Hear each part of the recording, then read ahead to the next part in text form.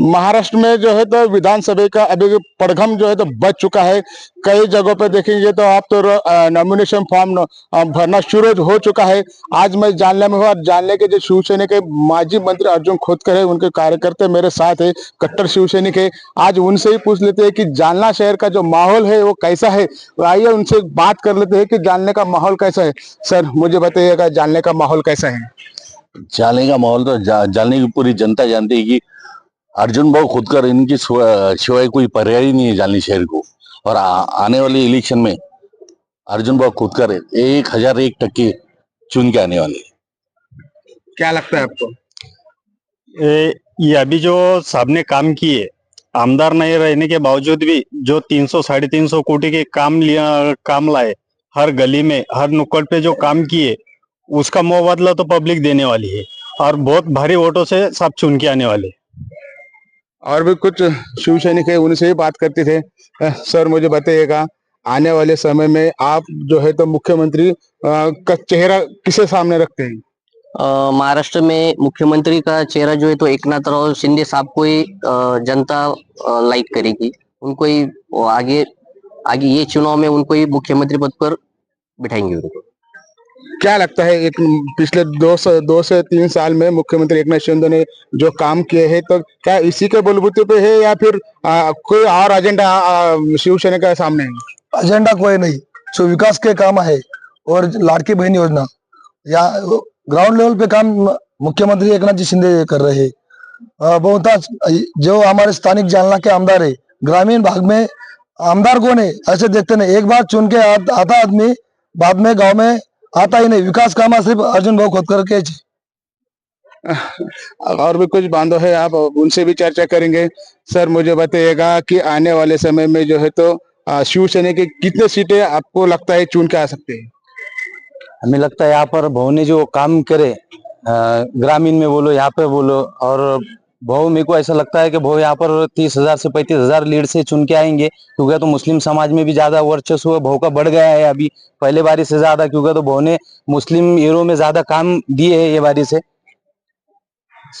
क्या लगता है आपको आने वाले समय में महाराष्ट्र में शिवसेना की सबसे ज्यादा सीटें यहाँ चुन के आएंगी और महाराष्ट्र के मुख्यमंत्री पे एकनाथ शिंदे यही बनेंगे। सबसे ज्यादा सीट चुन के यहाँ शिवसेना की आएगी। आप देख सकते हो कि शिवसेना का जो वर्चस्व है तो यहाँ बहुत बड़ा वर्चस्व है।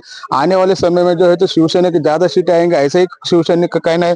क्या कहेंगे इसके ऊपर? महाराष्ट्र में सबसे ज्यादा लोग एकनाथ राव शिंदे साहब को चाहते हैं, क्योंकि उन्होंने कोई समाज को नहीं देखा, सब पिछड़े लोगों के लिए काम किया है। और यहाँ जानने में अर्जुन भाऊ ने भी सभी जातियों के कार्यकर्ताओं को लोगों को साथ में लेके काम करा है। तो यही बार भाऊ ही जानना से चुन के आएंगे। और भी कुछ कार्यकर्ता है, आप उनसे ही पूछ लेते हैं। सर मुझे बताइए कि आने वाले समय में जो है तो मुख्यमंत्री एकनाथ शिंदे, उनका आप चेहरा बताए, लेकिन जानने की जो मूल समस्या है, जो बेसिक जो स्ट्रक्चर है, तो इसके ऊपर क्या कहेंगे? जानने की जो मूल समस्या है, जैसे कि हमारे जानने के जो माजी राज्य मंत्री अर्जुन भाव खोदकर जानने के भूमि पुत्र है, उनकी जैसी जानने की जो समस्या है कोई समझ ही नहीं सकता। और अभी तक जितने प्रश्न है जानने के, वो अर्जुन भाव खोदकर के रूप में ही सॉल्व हुए। और आगे भी हमारे को जानने शहर को पूरी उम्मीद है कि जानने के भविष्य के रूप में अर्जुन भाव खोदकर ही हमारे जानना शहर के आमदार बोल के चुन के आने वाले। मुझे ये बताइए, विरोधी पार्टी से ऐसे ही कहा जाता है कि एमएलए तो हम है, यह काम हमने लाए हैं, और जो एमएलए रहता है वही काम ला सकता है, जो सत्ते में नहीं है या किसी पद पर नहीं, वो कैसा काम कर सकता है? कैसा रहता है कि इस विषय पे जनता बोलेंगी, जिसका काम है उसके फेवर में वोटिंग होने वाली है। ऐसा तो सभी बोलते हैं कि काम मैंने किया।